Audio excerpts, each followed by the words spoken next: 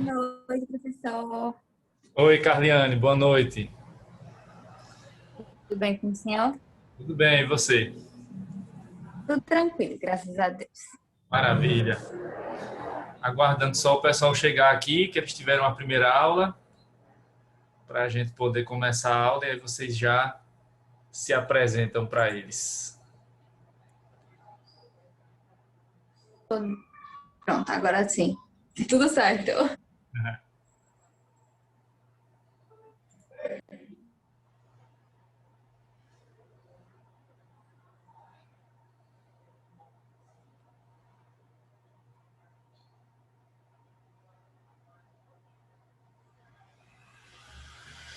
Boa noite, professor. Boa noite, pessoal. Boa noite, Gabriel. Aguardando aqui chegar mais gente para a gente poder começar.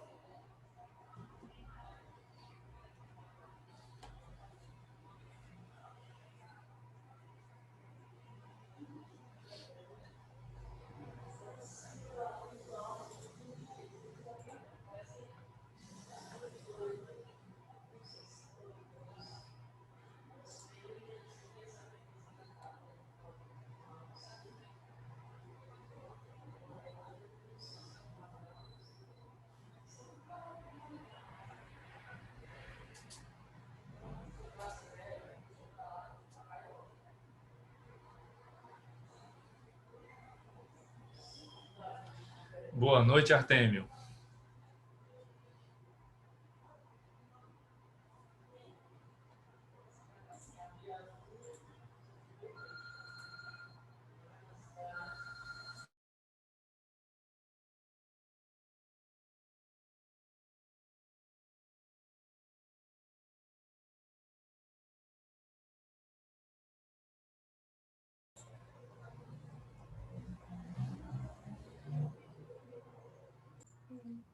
Boa noite, Thalita.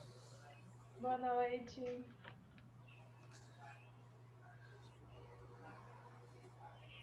Bom, gente, boa noite, né, para os alunos do sexto período, os meus alunos de consumidor. Vocês estão vendo que tem hoje duas convidadas aqui especiais, né, diferentes, Carliane e Thalita.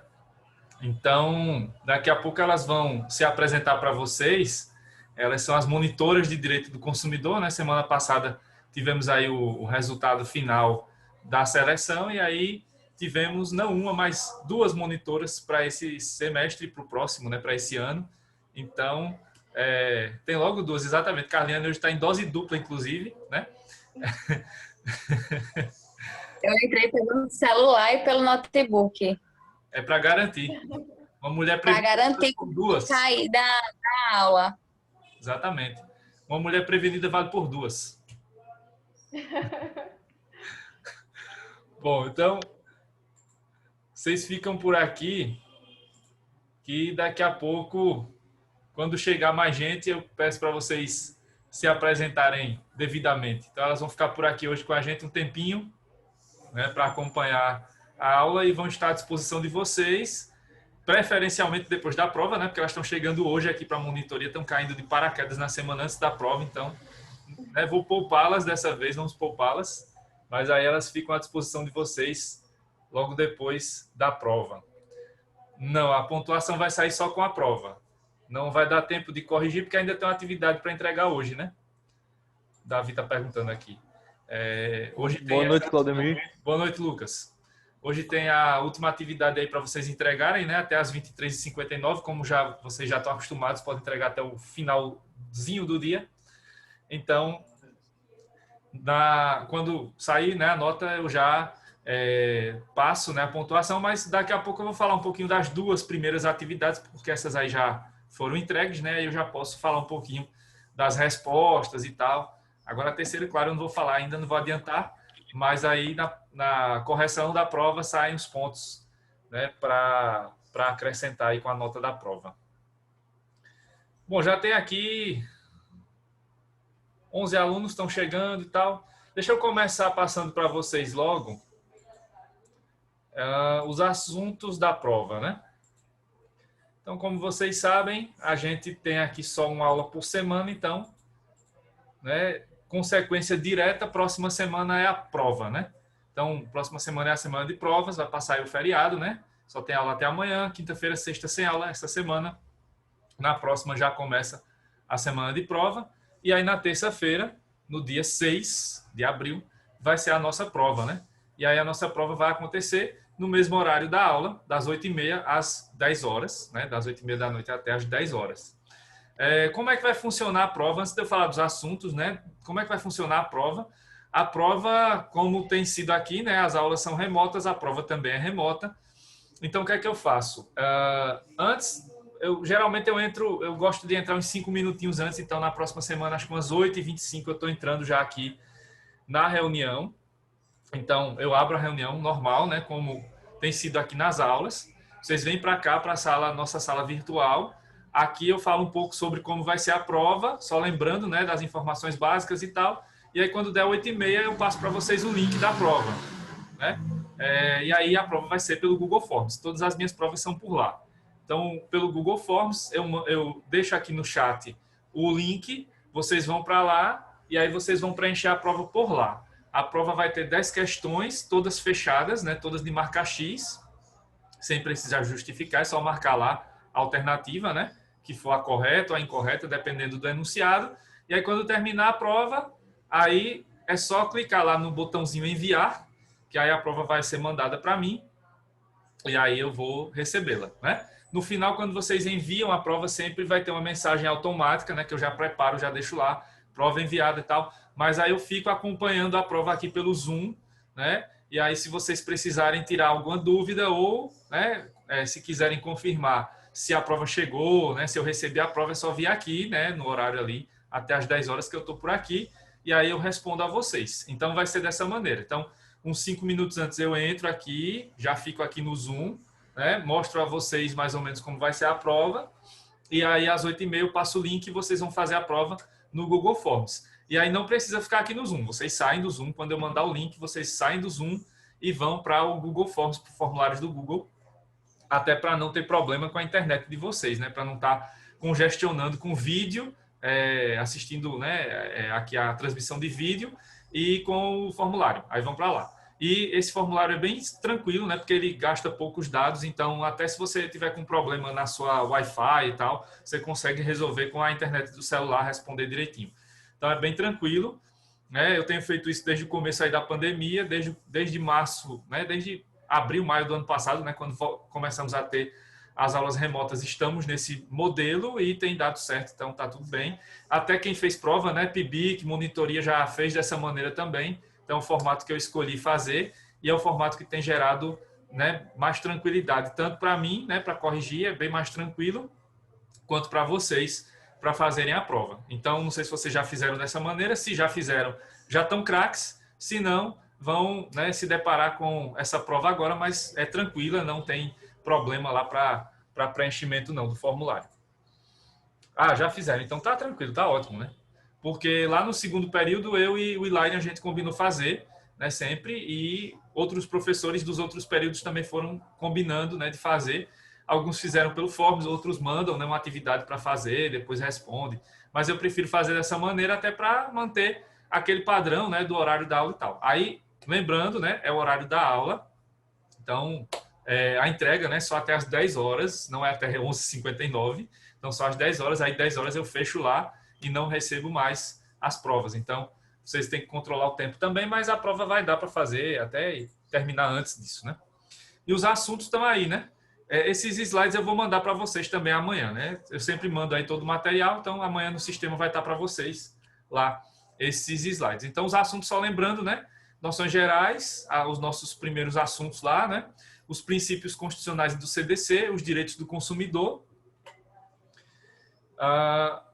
E também, né, o assunto que a gente está agora, né, que a gente termina daqui a pouco, a relação jurídica de consumo. Já vimos consumidor, fornecedor, aí falta ver produto e serviço.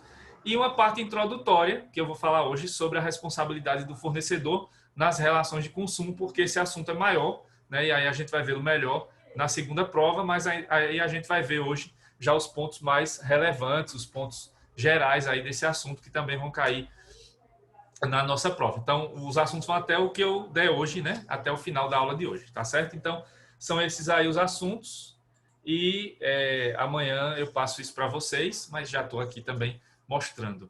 Bom, já tem quantas pessoas? Já tem uma quantidade razoável, então eu já vou passar a palavra aqui para a Thalita e para a Carliane, para quem chegou agora, né? Carliane e Thalita são as monitoras de direito do consumidor, né? Elas foram selecionadas, aprovadas na seleção de monitoria que tivemos.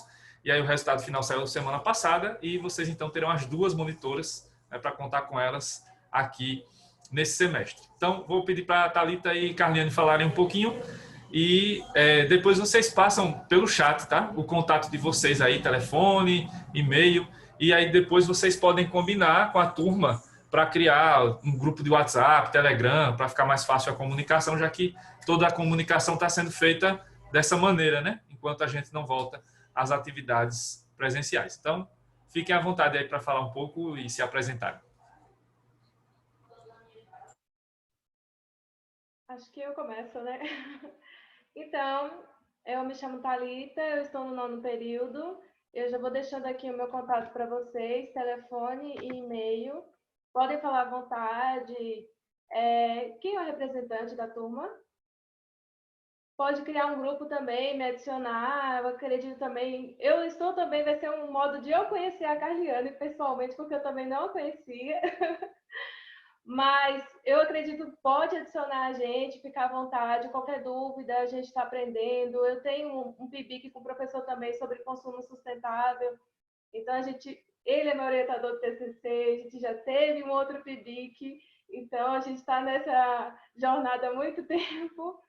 E qualquer dúvida que vocês precisarem, podem entrar em contato, seja para fazer alguma atividade, seja com relação à prova. Então, é isso. Eu tô amando o comentário do Maxwell aqui, dizendo que quer fazer prova em dupla com você, Thalita. É sempre assim. Eu acho que ele está devendo Tá vendo? Olha, também. Claudemir e seus alunos querendo juntar forças, viu?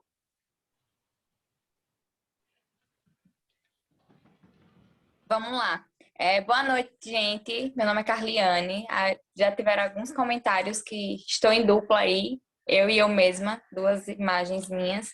Mas, enfim, estou no 7º período e vou deixar também aqui para vocês meu número e o meu e-mail para quem achar melhor falar. Qualquer dúvida que vocês tiverem, vocês podem entrar em contato com a gente. No que a gente puder ser útil, podem ter certeza que estaremos aqui à disposição. A Frânio já passaram para a gente que você é o representante de turma. Então, se tiver algum grupo, se tiverem interesse em criar um grupo com a gente, já cria, já adiciona a gente e estaremos à disposição de vocês. Não tenham vergonha, perguntem. É uma forma também da gente aprender mais a cada dia. Rapaz, eu entrei agora aqui, eu achei que eu tinha entrado na turma errada, né? O povo se apresentando e eu, meu Deus, será que... Porque já aconteceu isso comigo outras vezes. O que aconteceu aqui? Tem trabalho? Eu não sei. Pode deixar, vocês me passam um contato, acho que da Thalita eu já tenho, aí eu vou pegar o seu, Carliane. Acho que o Claudemir pode passar, e aí eu repasso para o pessoal, vou ver se eles acham necessário fazer um grupo, caso contrário, eles vão entrando em contato individualmente, esporadicamente com vocês para tirar as dúvidas e tal. Certo? Beleza. Tudo certo, fiquem à vontade. Gente, Bem. pode perguntar sempre, não tem hora não. Muito bem, ó. Só falando aqui, ressaltando mais uma vez, né? O Afrânio chegou agora, elas são as duas monitoras, certo? De direito do consumidor. Carliane e Thalita estão chegando agora. E aí, como elas estão chegando agora mesmo, né? Porque o resultado saiu semana passada, eu disse a elas que elas vão ser poupadas agora da primeira prova, né? Porque tá em cima da hora aí. mas a partir depois da prova aí já podem usar e abusar aí dos contatos com elas, logicamente apenas para fins de monitoria, né? Logicamente. Então, vejam depois aí a possibilidade de criar o grupo e tal, no WhatsApp, no Telegram, enfim. Vejam direitinho para melhorar a comunicação e aí elas vão ajudando vocês no que for necessário. Beleza? Tá certo? Mas no caso, na hora da prova, eu acho que é assim, o melhor momento de se procurar a monitoria, né? O horário lá que você colocar, a prova disponível e tal. Isso aí não vai estar dentro das atribuições não das monitoras, mas tudo bem. Bom, Carliane e Thalita, sejam bem-vindas aqui à monitoria. Thalita já é minha orientanda, como ela falou aí, de várias outras vertentes. Carliane foi minha orientanda também do PIBIC, então é com muita satisfação que estamos aqui juntos de novo agora na monitoria. E vocês quiserem, fiquem aí à vontade. Se quiserem assistir a aula hoje, fiquem aí à vontade. Tá aberto para vocês. Se vocês não tiverem nenhuma outra coisa para fazer, acho que não, né? Por causa do toque de recolher, ninguém vai sair de casa hoje. Então, qualquer coisa, fiquem por aí também que tá de boa. Eu vou seguir aqui com a aula. Obrigado aí por vocês terem aparecido. E aí depois a gente vê outras oportunidades de vocês apresentarem, né? Inclusive aqui alguma coisa bastante interessante no segundo bimestre. Enfim, vamos ter muitas coisas aí para fazermos na monitoria. Vamos sacudir um pouco aqui as coisas. Obrigado mais uma vez. Pronto, vou seguir aqui. E aí, se quiserem ficar, fiquem à vontade. Muito obrigada, Claudemir. Boa aula, pessoal. Prestem atenção, por favor. Obrigada, gente, pela atenção. Obrigada, professor. E qualquer coisa, estamos aí. Beleza, eu que agradeço. Muito bem, então vamos retomar aqui. E aí vimos na aula passada, começamos a ver a relação jurídica de consumo e vimos o conceito de consumidor e vimos também o conceito de fornecedor. Inclusive, foi onde paramos aí nas espécies de fornecedor. Então, temos aí as 3 espécies, o fornecedor real, o aparente e o presumido. Foi onde nós paramos, Então, o real que participa de todas as fases aí, pode participar de todas as fases ou de pelo menos uma, das fases da produção. O aparente, que a gente consegue identificá-lo pela marca, sinal distintivo. E o importador, o presumido, que pode ser um importador, que é esse que importa os produtos, traz para o Brasil produtos de outros países, fabricados em outros países. E o comerciante de produto anônimo, foi aí onde paramos, quando eu falei sobre as frutas, enfim, sobre essa questão da venda de produtos anônimos, mas não se resume só a vender fruta, verdura, não. Pode ser também os produtos importados que não têm identificação, não tem aí a procedência identificada, enfim. São outras situações que podem levar também aqui a venda e comercialização de produtos de origem anônima. E aí, só encerrando essa parte do fornecedor, só lembrando que o fornecedor também, lá no conceito do artigo 3º do Código do Consumidor, pode ser pessoa física, eu tinha falado disso na aula passada, desde que atue com regularidade como fornecedor de produto ou serviço. Lembra daquele exemplo que eu dei na aula passada do cidadão que vende uma moto uma vez na vida e daquele que fica comprando e vendendo motos o tempo todo. Então, há uma diferença entre esse que só vende uma vez na vida e o outro que vai vendendo com regularidade. E aí esse que vende com regularidade entra no conceito de fornecedor pessoa física para fins de consumo. E os entes despersonalizados, que são a massa falida, condomínio edilício, espólio, por exemplo. Então, esses entes que podem ter representação jurídica, não são pessoas jurídicas, mas podem ter representação jurídica, também podem agir como fornecedores. No caso, por exemplo, de condomínios, de apartamentos e tal, o síndico vai lá, representante do condomínio, e faz um contrato com uma fornecedora de TV a cabo, de internet, começa a vender, ser um representante ou vendedor mesmo, direto, dessa marca, dessa empresa para os condôminos. Então, se acontece algum problema, se acontece algum dano, e há essa responsabilidade aí, tanto da empresa, que está ali fornecendo a TV a cabo, ou a internet também do condomínio, que firmou esse contrato em que está ali fornecendo, junto, ou autoriza o fornecimento com exclusividade, enfim, tem várias situações que o condomínio pode ser enquadrado aqui também na qualidade de fornecedor, certo?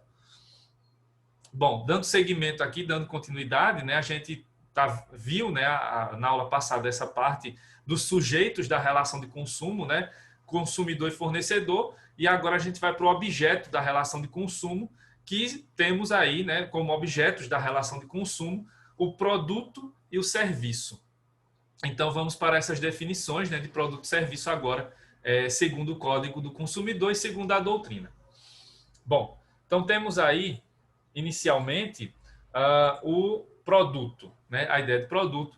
Então, a definição de produto ela aparece no artigo 3º, parágrafo 1º do CDC, quando lá está disposto o seguinte: produto é qualquer bem, móvel ou imóvel, material ou imaterial. Vejam que o Código do Consumidor, como a gente vai ver aí na explicação a seguir, não teve a mesma preocupação que o Código Civil, né, em estabelecer os tipos de bem, né? Tem várias modalidades de bens, né, que vocês estudaram lá na parte geral do Código Civil, mas aqui não. Aqui já se coloca de maneira bem ampla. Qualquer bem, né? A única distinção que a gente vai ver mais à frente, né, quando a gente estudar vício e fato do produto e do serviço, é que existe uma distinção entre bens duráveis e não duráveis. Essa é a única distinção que o Código faz, né, entre os bens, mas aqui não vai haver distinção entre bens imóveis, móveis, semoventes e outras categorias, né? Aí aparece só o móvel ou imóvel, material ou imaterial, né? São as únicas modalidades que aparecem. Mesmo assim, o código não se restringe a elas, né? Então, é qualquer tipo de bem que for passível aqui de comercialização, né? Que vai ser considerado como produto, certo? Então, nesse sentido, temos aí o seguinte.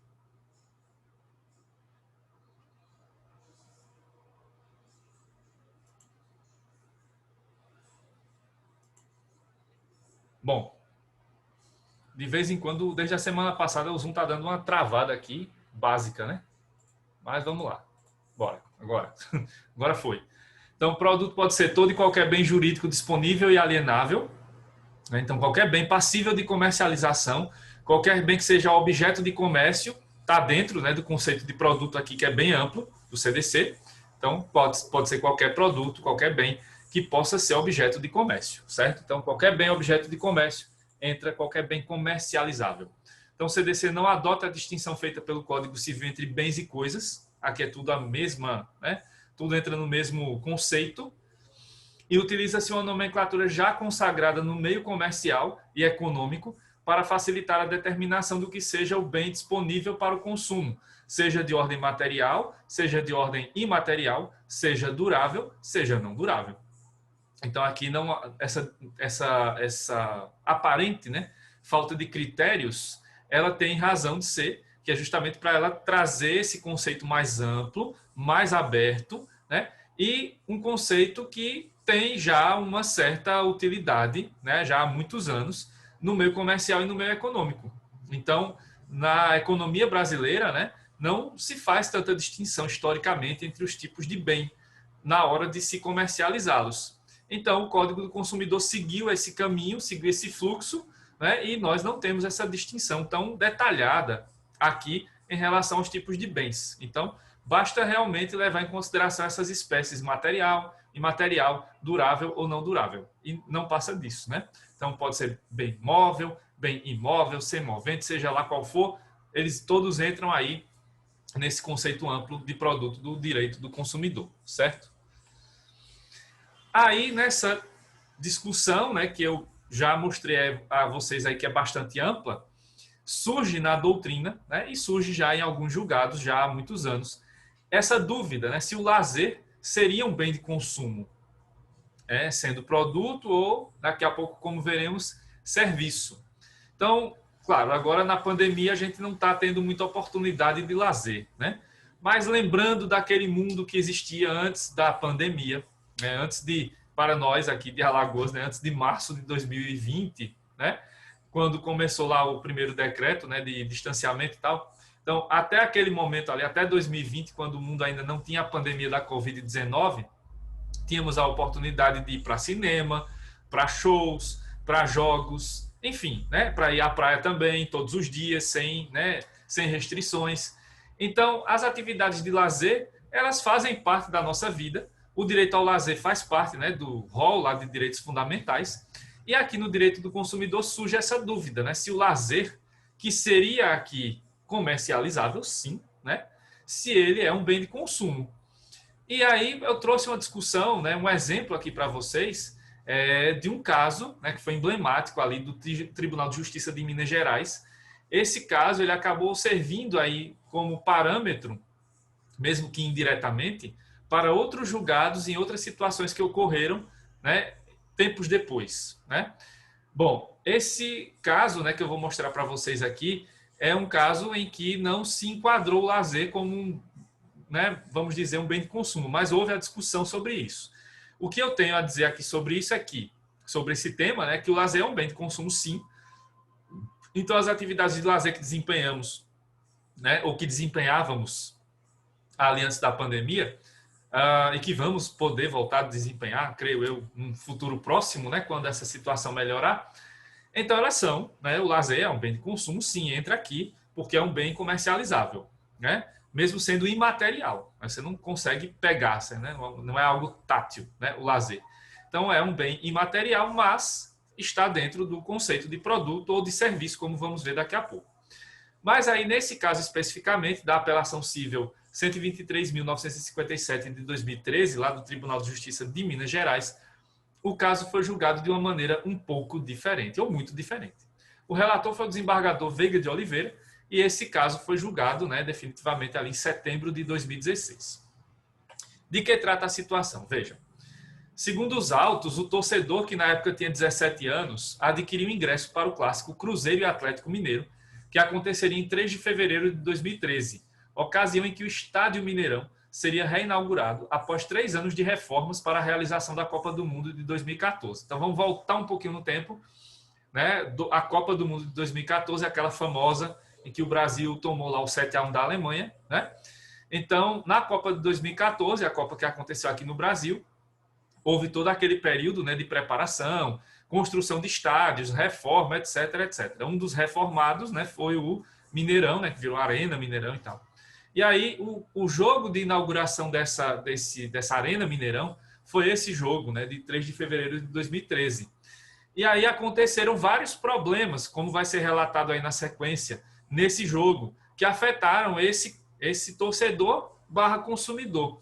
E aí ele ingressa na justiça, né, lá no caso, no Tribunal de Justiça de Minas Gerais, para buscar indenização. Mas aí vamos ver qual foi a decisão, né, do desembargador que foi seguida pelos demais aí nesse julgado. No processo, né, porque ele tinha 17 anos, então ele ainda foi representado à época pela sua mãe, relatou que a desorganização teve início já na venda dos ingressos em 31 de janeiro de 2013. O torcedor disse que permaneceu por várias horas na fila para comprar seu ingresso, tomando chuva e sol, uma vez que os bilhetes só começaram a ser vendidos 2h30 depois do horário anunciado. Ainda de acordo com o torcedor, no dia do jogo, houve tumulto na entrada do estádio, devido ao atraso na abertura dos portões e do estacionamento. Com a proibição de venda de produtos por ambulantes ao redor do campo, a única opção para beber água e se alimentar eram os bares no interior do estádio. Contudo, segundo alega, né, o cidadão lá, só havia 2 bares em funcionamento dentro do estádio, né, que foram fechados logo após o início do jogo, pois havia acabado o estoque de bebidas e alimentos. Então, pensa só na situação, né? Era verão ainda ali, né, de 2013, estava rolando o jogo, no começo do jogo já acaba a alimentação e bebida dentro do estádio. Eles não podiam sair do estádio, então imagina a situação.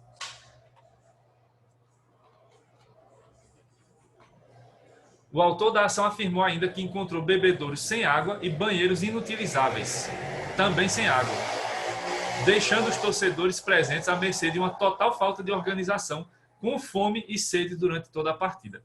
Além disso, né, ainda houve reportagens na época que mostraram que o estádio não estava ainda com as obras concluídas, então havia restos de obra, né, com pedaços de concreto, pedaços de ferro e tudo mais dentro dos banheiros, né, o que poderia, num clássico, né, Cruzeiro e Atlético Mineiro, gerar... Parou. Parou também. Opa!